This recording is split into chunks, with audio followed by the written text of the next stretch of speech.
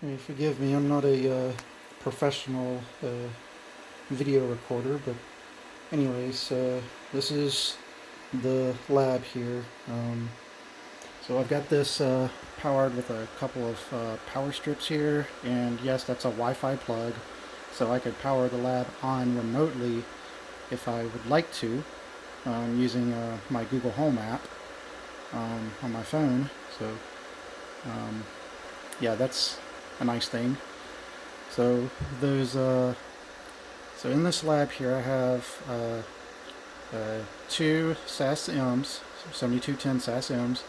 I have a SAS MXP. I have two GTS model NIDs. I have a TE model NID and a 7210 SAS K. So the red cables, those are all management cables for just regular like Telnet or SSH and whatnot to the devices. I could have ran them in band, but I chose against that because I didn't want the management to depend on my correct configuration of the services on each port. So those red cables, they all go to a dumb switch, which I have that dumb switch. I got them going back to my main home lab network. Forgive the mess. But anyways, so each one of the blue cables, or the Cat5 cables, they each go to a an individual port on the on my Cisco 3550 layer 3 switch. So each port, each of those Cat5 ports has a VLAN associated with it on the 3550 switch. Once it brings in those links, it just puts it on whatever VLAN that port is associated with, and then I can trunk it to GNS3. Now the fiber ports, like the one on the that middle SAS M and the ones on the SAS MXP, those fiber ports, I don't have them run to my 3550, so I kind of had to do that a weird way. I needed the extra Cat5 SFPs, so, and I had the extra fiber SFPs, so I just what I ended up doing was I ended up using the SAS MXP itself as a media converter, and have a separate trunk going to my 3550 switch for those VLANs. So basically, these right here are bitty fibers. So the transmit and receive for port 111 is on this one fiber, just on different wavelengths, and it just jumpers over to these two ports here. So basically, I used a duplex fiber to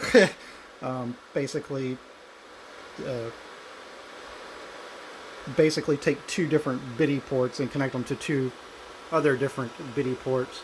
Because what I'm doing here is I'm using the SAS MXP as a media converter for port 111 and 112. So basically what I'm doing is I'm like anything that I have coming out of port 111, I have a SAP on this other port over here that's set up with null encapsulation, and then the other side comes out of the RJ45 trunk that I have here that goes to my switch. So basically I have two SAPs on one E-pipe. This one here is .1Q encapsulated, so I have multiple VLANs on it. So where these are coming from port 111 and 112 going into these two ports here, I have null encapsulation here on one E-pipe and null encapsulation on another E-pipe. Both of those E-pipes are going to this port here with a VLAN tag. So it's .1Q encapsulated here, but null encapsulated over here.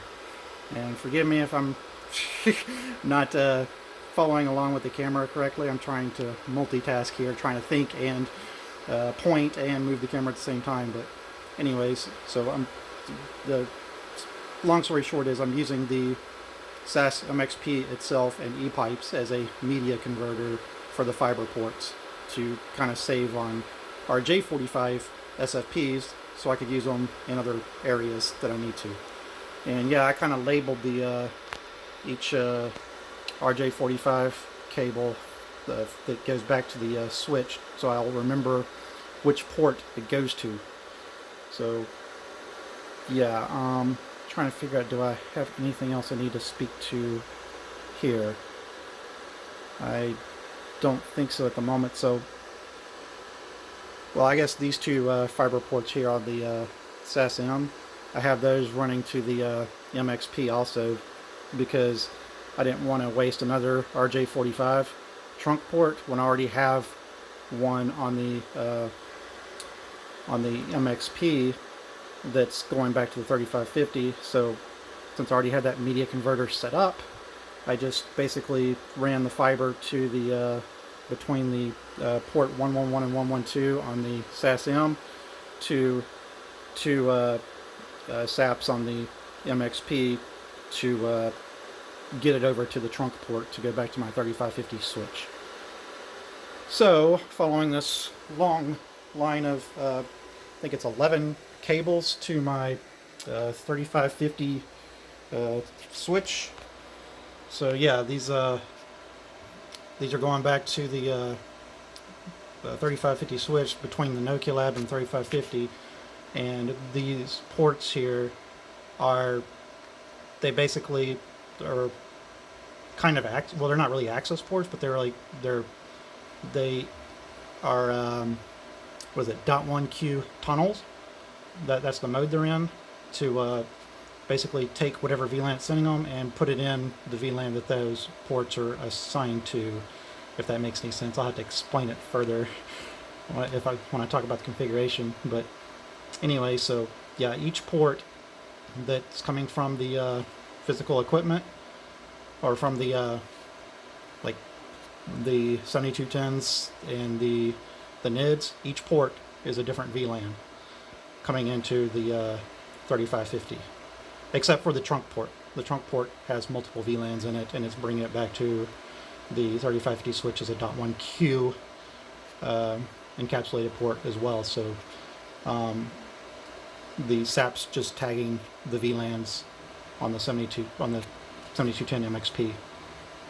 So now there's also a trunk port on the 3550, which is this gray cable here, and it goes to like up here to the back of my Dell server here, and that's the trunk port between my 3550 switch and my Dell R710 PowerEdge server here, which the Dell R710 PowerEdge server is what has GNS3 running on it in a virtual machine.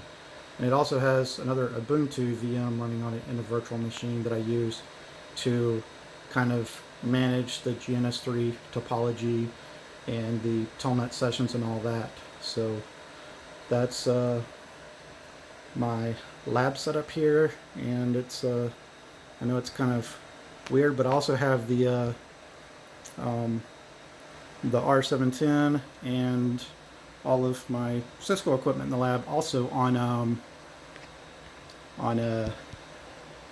Wi-Fi switches as well. So or Wi-Fi plugs, I mean. So that way I can power those on remotely as well. So that way I don't always have to keep it on. I can kind of save power. I can power it on if needed. I can do it remotely, and then remote into it from like through an SSH session or a browser or whatnot, and just forward my ports through my router. I have all of this set up to where I could remotely access it if needed.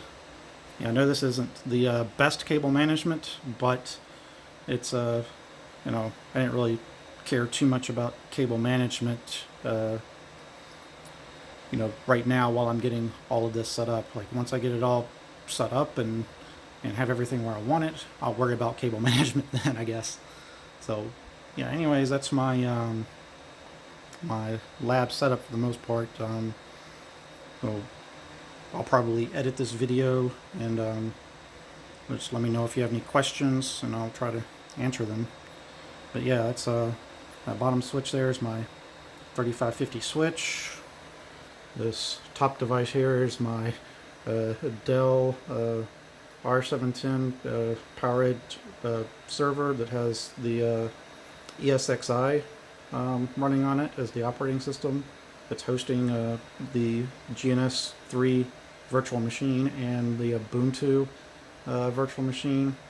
It's got several other virtual machines on there that I don't use, but yeah, I have those running on this this one PowerEdge server. So yeah, yep, that's my my lab setup. It's a mess, but it's working. So anyways, thank you for watching.